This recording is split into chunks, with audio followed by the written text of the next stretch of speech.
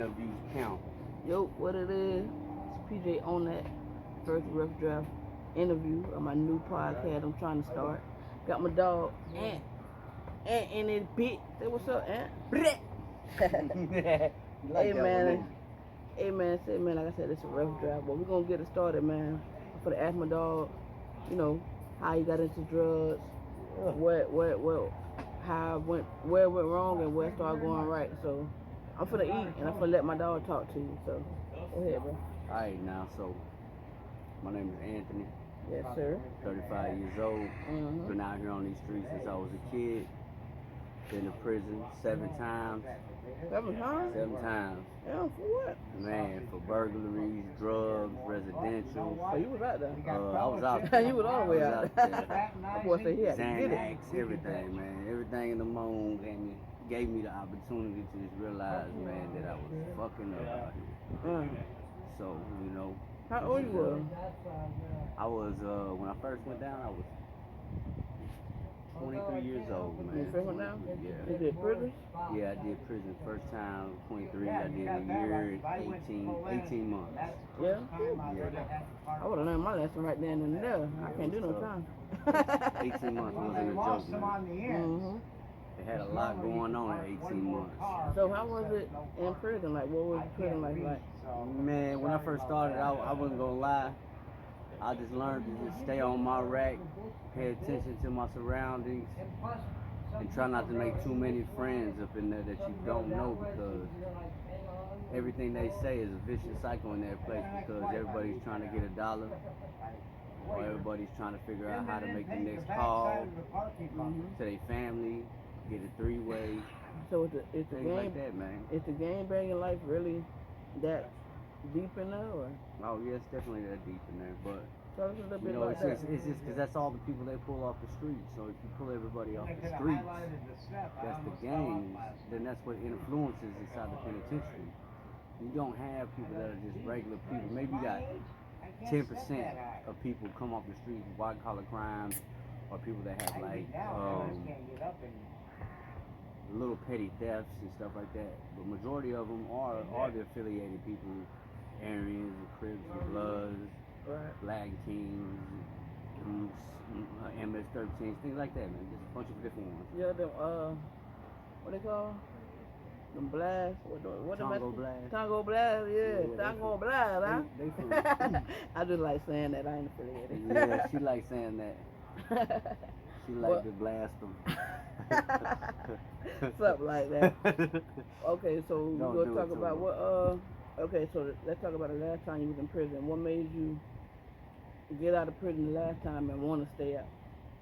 Well, last time I went down to prison, I was going through a lot. I was 30 years old, and I was coming out of a bad breakup That'll do it. with a different addict. That'll another do addict. it. A heartbreak We would do it. Right. We were both on amphetamine, Mm. living in and out of family members' houses, not making it what it was, lost jobs, Mm. money was down. You know, I was looking at the system for help, not just trying to go get help, but I was looking for social security type stuff, more like you know, food stamps and trying to get housing assistance and things that were just like not of my nature, but anybody that's down bad would try to go get. You know, Yeah, makes health insurance that's free, food stamps that's free, All to that. try to get it coming up. Mm-hmm. But I didn't use that just like, oh, I'm gonna stay on this like 99.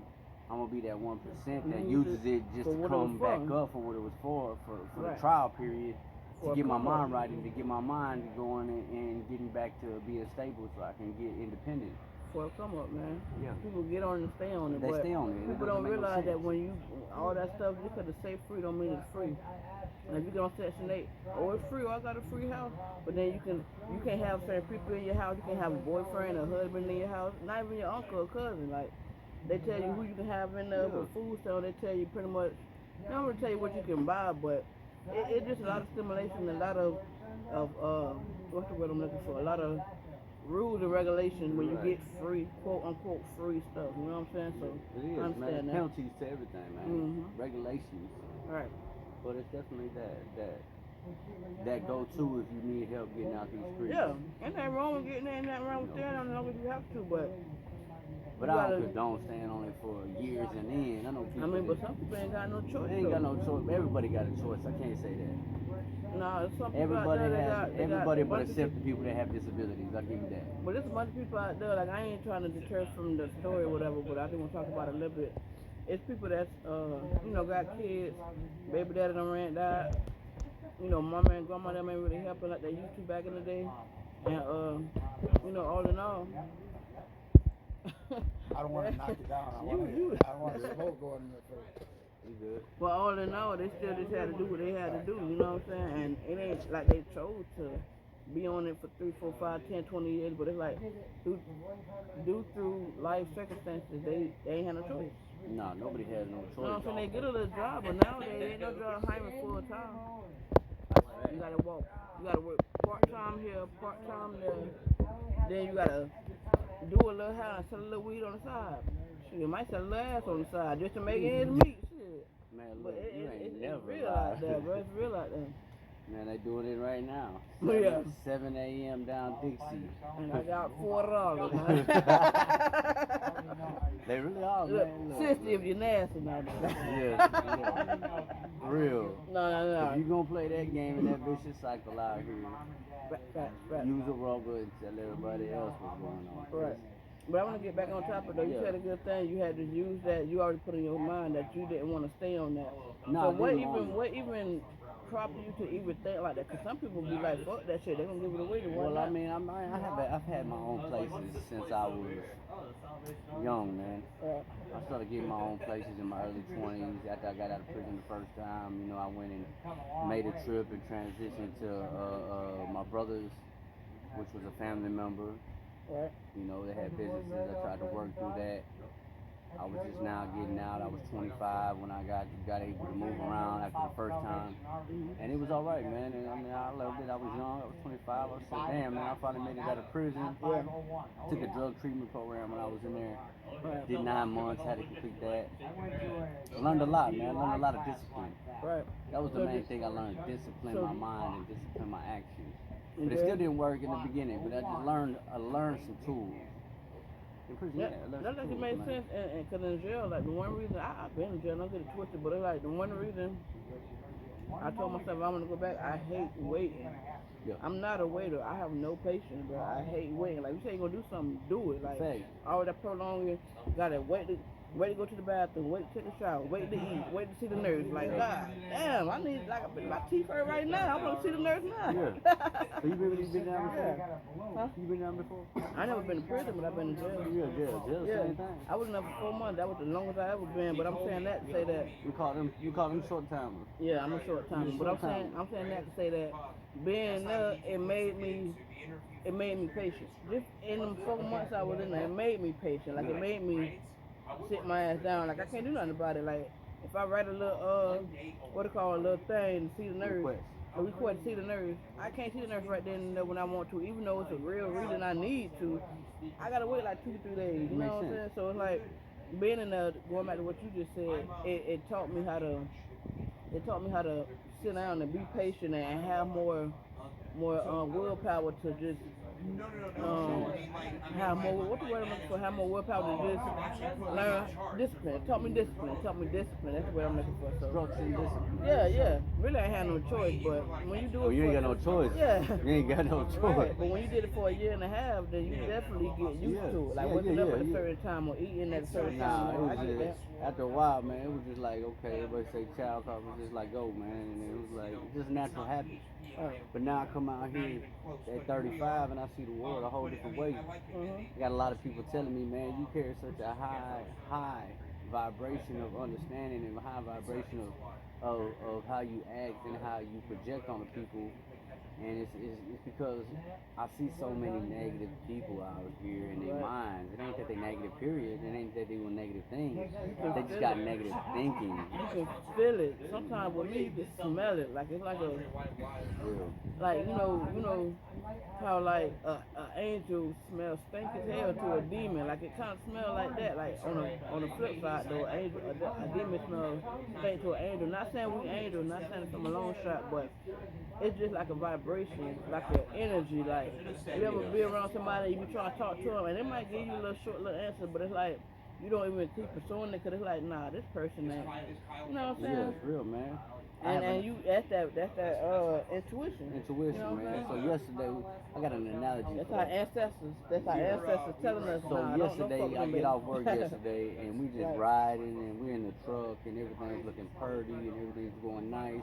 Music, I got myself just in the mode. I'm like, I'm off work. Well, we're on the slow lane on 95 down here in Florida, Right. and somebody goes off onto the shoulder lane, comes around our passenger side, and cuts us off, and for no reason. We just didn't pay attention. We just slowed down. Then they get into the fast lane, moving fast. When we're about to take the exit, they swerve all the way back over by our exit and try to cut us off the exit. And we didn't know what. And then we were all looking at like, what is going on Wait, right hold on, now? hold on, rewind that. So y'all was in the lane, Yeah, and they just cut you off, yeah, I got it. and they just cut you off just for no reason. Yeah, cut us off, and it was like All the way in the crazy. fast lane over there, you about And to then they get swerve off, all the way back around. and that's where. And I'm like, man, there That's got to crazy. be some evil vibrations around either the guys I'm with, either the people that we were working with had the truck, or something, because these people, we didn't know none of them. Mm. And the guy looks at us and he That's cuts scary. us off and he flips us the bird. And I'm like, Mm. my boy's like, man, he is lucky we didn't pull over or catch that guy. Yeah, how many of y'all was in there? 3 of us. Y'all would have got on his ass. But it was the fact that it just tells you that no matter what you do, you could be on a straight, narrow path. And when you take a right to get off the exit to do something better, there's always going to be somebody in the fast lane that might be watching you and trying to chase you down. Right, I like that. I like that. I like that, cause that shit is so true. Cause every day when I just be minding my goddamn business, like I ain't a story deep as that one. Cause I like the way you made that connect. That was good. That was good.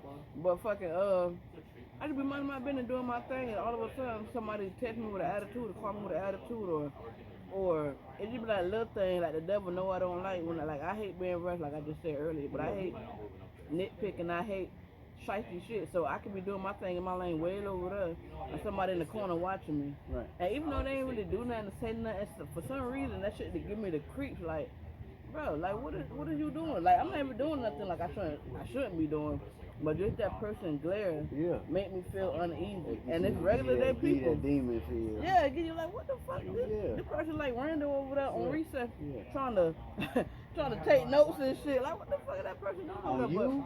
But, no, that would have feel like they just off in the corner. Yeah. Like you That's just crazy. mind your business, you know what I'm saying? And you just see somebody looking at you or whatever. That shit just like, but like you just said though, like our spirit interrupt demon spirits, meaning we could like, man, you would just sit here talking, eating, goddamn watching. It's probably still somebody else in the corner. Not saying it is, but probably somebody else in the corner like, look at the motherfuckers over there. Yeah. Like, yeah. Speaking, and we ain't speaking hurt ill on nobody, it. you know what I'm saying? We ain't hurt nobody, bro. We just doing our goddamn Yeah. thing, bro. Minding our Speaking business, ill, but. man. But the devil gonna come at you in all different ways to try to stop you from being great. Yeah, You know what I'm great. saying? He gonna stop you from being great because he don't like that. But he want to be the great. Cause he wanna be great, right? And then Let some of that pie, man. Let us be great. I'm trying to tell you. We trying to make America great again too. Fast in our own little way, you hear me? That's how funny it is. But It nah, only makes goddamn. sense though. But yeah, back to the subject. Now we was getting off to, man. So I've been on drugs all my life. Right now we're out here doing our thing. We at the 101 Club in Pompano Beach, Florida. Yes, sir. This is our podcast. My friend over here, my good associate partner. She started her career off in the channel, and we're trying to make it a good one this time, man. We're trying to make it count, because if you don't put yourself out there and you don't make yourself known that you have this knowledge, or you got these people you surround yourself with, then you're never gonna be able to just share the message with those that are in these powerful places that need help, man. Exactly. Like rehab or just watching from a million miles away. And that's why I'm making these little videos to just interview people and talk to people that's like me, like you, like all of us, you know what I'm saying? So when my dog telling his story, you know, we're gonna get back to that in a minute, but when my dog telling his story, it gives other people hope. Because sometimes people can't go into the church house and automatically get the message. Sometimes you gotta have somebody from the gangland, you gotta have somebody from the street, you gotta have somebody that used to sell their body to break it down to you in a way that you can understand. You know what I'm saying? Like I relate to him more than I relate to a preacher man, and that's not something like not saying nothing about the preacher man, but it's like I see myself in him, or I see my, you know what I'm saying? Like you can relate more, you know what I'm saying? So it's only the first of many. So if, Yeah, for if sure. you don't hear nothing that relates to you, keep tuned, stay tuned, because there's definitely gonna be more and more people. But I get back to your story, man. I got Yeah, like a little so promo real quick, but yeah, go ahead. yeah. So at 25, I got out, went to my family. Mhm. You know, that was a good thing. I stayed sober, got on yearly supervision, didn't have to report. Mhm. Then again, I got my money back right, got a vehicle, got everything looking good, and I said, you know what, I'm gonna go back home now that I got some little change in my pocket, some little car behind me, and some equity. Right. Which at that point I thought I was just a man again coming out of prison, like, okay, look, I just did right again, girl, look at me. Right. But no, that wasn't the attitude I had when I got back in town. I got in town, I said, yeah, I'm doing right. Now let's go get us some bags of weed and some drugs. Right. And let's go ride around and let's go kick it. You know, so How it what, always so what was started, happening you doing one, good. yeah, People fail to realize, I try to cut you off, but people fail to realize, they don't know when you're doing bad, when you're down and out, they do. But some people, like you just said, you could be doing good, not even thinking about nothing. But you just feeling so good, you want to go hang out with your friends. But it's, you training our mind that the only way we can hang out is getting a bottle. yeah, The only way we can hang out is getting a bag of weed. And, you know, that's how the devil come. Oh, you having fun? He come in, slide in while you Yeah. dancing. Oh, you having fun? Yeah, Break yeah, hit this. dancing. And you be like, damn, I wasn't even planning on smoking no weed today, but Man, that's how I for go. real. Go ahead. And it happens like that, man. It But really like do. I say, lost it all again. I lost that one. I think I got it within 1 year, and I lost it within 90 days.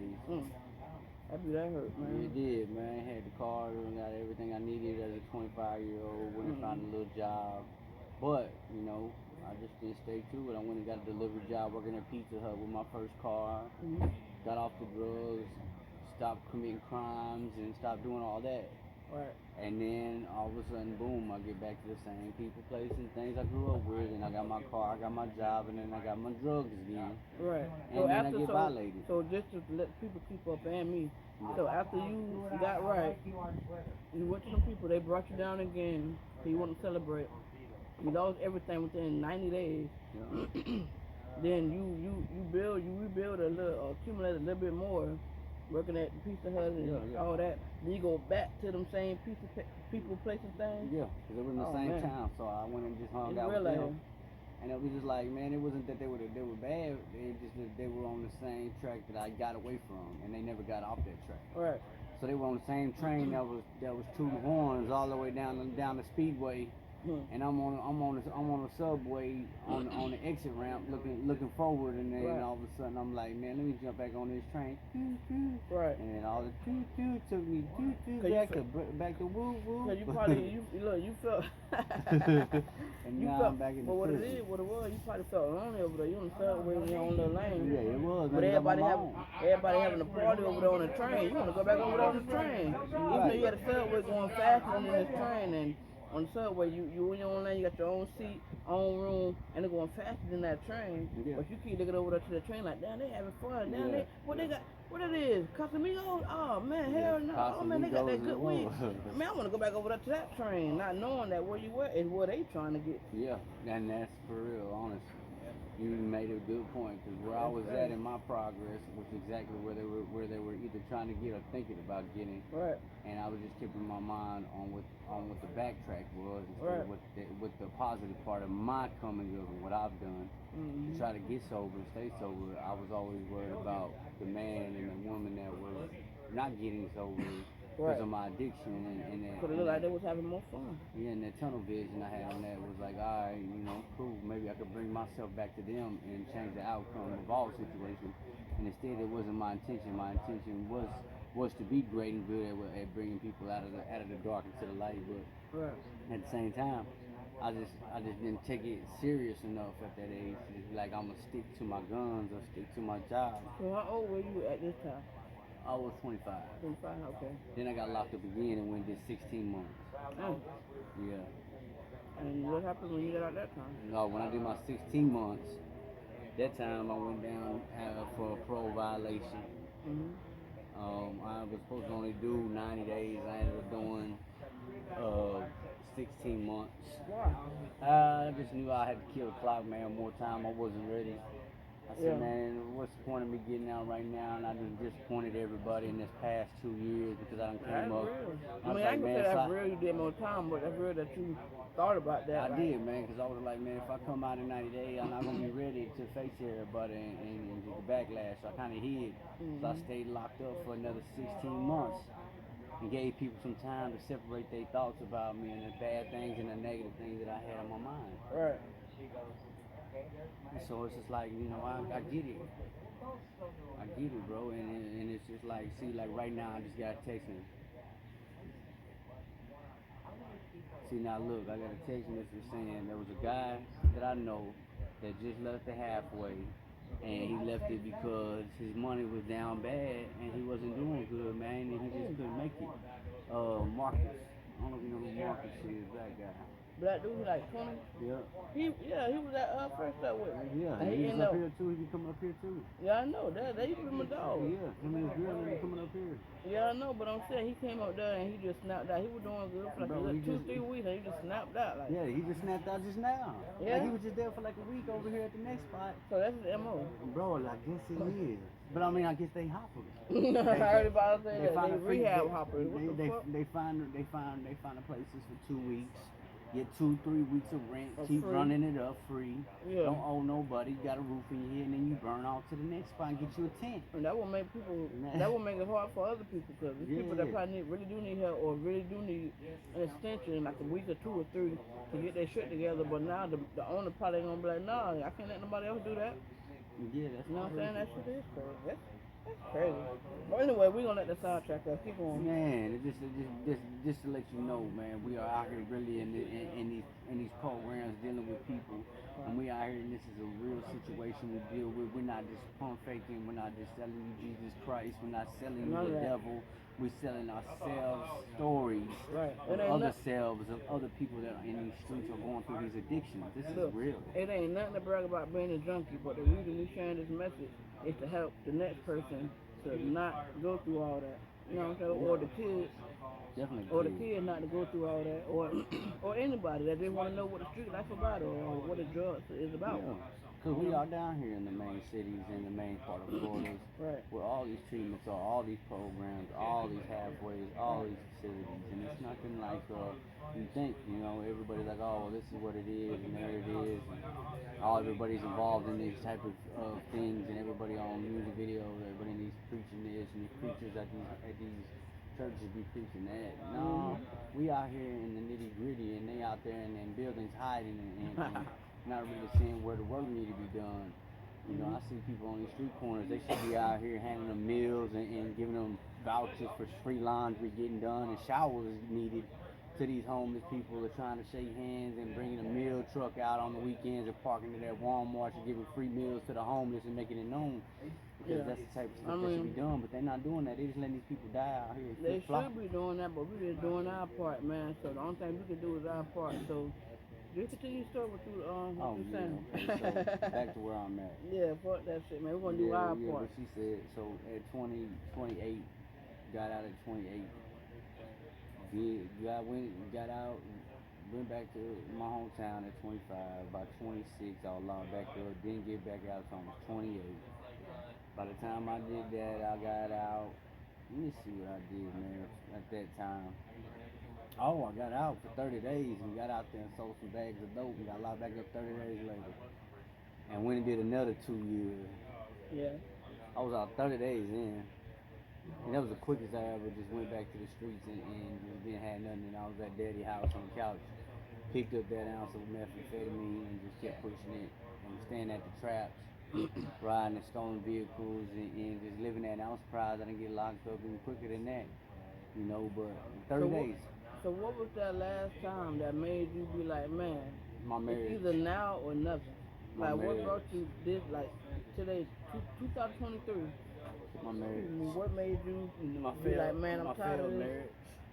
Your failed marriage? My failed marriage did that, man. It really put my mind to a point where I was like, okay, I engaged in a relationship when I was younger. At the last time I got out when I was 29. I got out, I went in and got out again at 30. Right. At 30, I went into this program that was like a halfway type of program that put you on your feet. It's called reentry. Right. So I did this reentry program. I did a little 6 months with an ankle monitor for 6 months straight. Couldn't take it off. Graduated with 12,000. Got my own place. Got me a nice car, and I did good, man. Got married and did it all. But I got stagnant again. Got back on them drugs and partying, and ended up deciding to move back home because I had everything good now. I had the car, the house, the wife, everything, and then I listened to the other party say, well, maybe we should find a place back home with your family or your dad and them and everybody where we all live in our hometown. And in my time and everything I built, and I was like, nah, I shouldn't do that because this is not what's best for me because I moved away from there and I started all this good stuff away from there. Why would I take that good stuff that I just built and bring it back there when I know that's my addiction and that's my problem and that's my downfall? And you realize that you got to change your nouns with people, place, and things. So I going back. So I just didn't pay attention, man, and I ended up getting a place back home. I had that place for 90 days, and that was it. I lost the 5 bedrooms, lost the 5 acres, lost my trucks, my cars, and I just didn't hold myself to, and it was because I didn't want to be home. I feel like I was forced to make executive decisions based on things that I didn't want to achieve at home. It was like, if you don't want to be somewhere you don't want to be, then get your ass out of that situation. Because it doesn't make no sense that you keep living in that same place, that same energy still fills your mind, and it's just like, okay, if I'm gonna leave here and if I'm gonna go to rehab, like you say, don't talk about it, be about it. Because look, you coming from a woman, and I like women, but I'm gonna say ain't nothing sensitive than a man who's standing on what they believe in. Bro. Like if you, for what I got from your story was that you just feel a victim to your surroundings. It wasn't necessarily you, and I hate to put the blame on other people because people always be like, oh, bad crowd. But I'm gonna say I was the bad crowd, so I ain't gonna put that on other people. But it's just the circumstances and the situation you was in at that time. You had to do what you had to do. You know what I'm saying? And what's going on in your city, same thing going on in my city back home. Like, people trying to get it. Jobs ain't calling, mama on your back or your girlfriend on your back about paying rent and everything like that. Like, you gotta do what you gotta do. You know what I'm saying? Yeah, so, but water when shit get harder. Yeah, you got to. But you gotta stand on what you believe in. That's the clue. And women too. Like, you can't be talking about it. You can't tell your child don't steal out the store. You sitting right in front of them. You know what I'm saying? So I say that to say that we can't help others if we ain't living what we talking. You know what I'm saying? Like, anybody don't practice what you preach. We ain't preaching what you practice. Exactly. Anybody can look on the outside and tell you what to do and what to do. Like perfect example, watching football, watching basketball. You know, got a million people that watch basketball and football, but what they do, they be on the other side of the TV screen. Oh man, why they ain't pass it to so and so? Oh man, he should have did it this way. Yeah, that's easy, but get your ass in that game, you're gonna see it. It ain't that easy.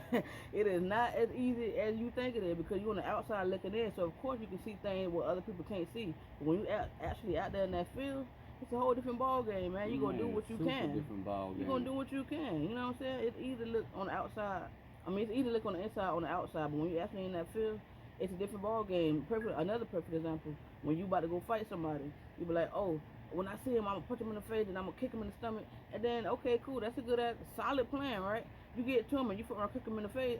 Punch him in the face, and you foot around and weave that motherfucker and kick your ass in your stomach. Now you wasn't expecting that, you know what I'm saying? So it's like you can plan all you want to, but the truth of the matter is, don't nobody plan to be a junkie. Don't nobody plan to be on the street. Don't nobody plan to, fail or whatever, you know what I'm saying? But it's like, instead of focusing on that, we need to focus. I ain't gonna say you. We need to focus on what can we do to not let that happen again, and try to help the next one. Each one teach one. You know what I'm saying? Each one teach. That's what God wants you to do. Now you're supposed to pass the message on like they preach. If you ain't preaching the message to pass on, you know what I'm saying? You're just being selfish with it.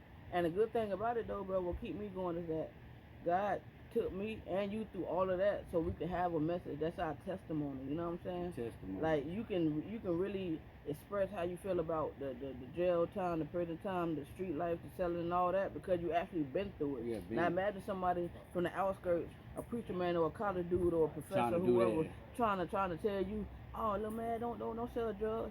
Bitch, you don't know. You don't know how it is. You can't tell me. Like, if you were in my same position, you did the same thing. Granted, it is some people that wiggle a lot, you know what I'm saying? So I'm not saying it's impossible, but I'm just saying this is a whole different ball game when you actually in that field. Yeah, man, and it's just one step at a time. Like I say, it took me years to figure out to sit still and be comfortable being on my own and building associates like PJ here, like my sponsors, like everybody else. You gotta take the time to invest in that type of area. Like anything you study, it is like anything you build a career, teaching, the following, anything has to be succeeded to the fullest and to the end of it, or Right. you're not gonna get the results. Because Right. they say all results happen at the end, not at the beginning. Right. So you got to just keep focused on the results that are coming up, you know, and you're like, okay, well, I made it to that step, I made it to this step. Mm-hmm. I learned that from this trip, I learned that from going down that time, or I didn't, but either way, I still had a lesson coming. You learn from experience. And plus, I read somewhere, either I read in the Bible or somebody, I see somebody talking about it, but they say if God would have told you what you had to go through to get what you want, you would have never did it. No. If you wanted a car, but God told you have to walk for the next year, you would have been like, oh no, God, I'm good. Yeah. But you asked for it, so now God taking you through it. You wonder why me? Not knowing that God is making it so that when you do get that car or that apartment or whatever, you appreciate it a whole lot more. A whole lot. You know what I'm saying? A whole lot more. People that's in the house probably gonna be watching this ain't never don't know what it feel like to be homeless. So I'm not saying they take their house or their apartment or their car for granted, but it's like to the people that never had it or the people that had to like sacrifice for it, they appreciate it way more. They'll keep it way more. They'll keep it clean way more. They won't take it for granted. Like even paying bills. You know what I'm saying? Perfect example. I used to be at my mama's house. She only want like $300-400 a month, bro. Mm. And tell me why I'm arguing her. Man, listen, hell no, I'm arguing her ass down. Like, man, mom, that's too much. Man, that's too much. You know what I'm saying? It's your mama house. You know what I'm saying? I'm mad as hell. Not thinking, looking mad. Now, man, I had cable, I had AC, I had home cooked food probably every other day, or at least every 3 days. You know, once you get older, mama don't cook every day. Yeah, mama ain't cooking every day. But it's a home cooked meal at least 2-3 days out the week. You know what I'm saying? And she only wanted like $400 a month, maybe $5. I'm gonna say $5 just to keep it at a good thing. $500 a month, and I'm tripping out. And now what you now I am paying $820. You know what I'm saying? And I wish, bro. I'm paying $210 a week. I'm at a rehab my damn self. So, but I'm saying I'm paying like $840 a month, bro. I wish I can go back home now. Paying a boatload. Bitch, I wish I could go back home now. Like, all right, well, you right. Let me go in and get a little $400. Paying a boatload right now. Look, Mom, I pay you $600. Fuck that shit. For real. But I'm saying though, like, I pay mama $600. Yeah, but I'm saying that to say that at that time I didn't appreciate that price because I didn't have to go anywhere else to feel how it felt to pay more for less. You know what I'm saying? Yeah. But now that I feel that, now I'm not going back to my mama. I'm 30 years old. I better not go back to my mama. But goddamn, it's like just like I was saying earlier.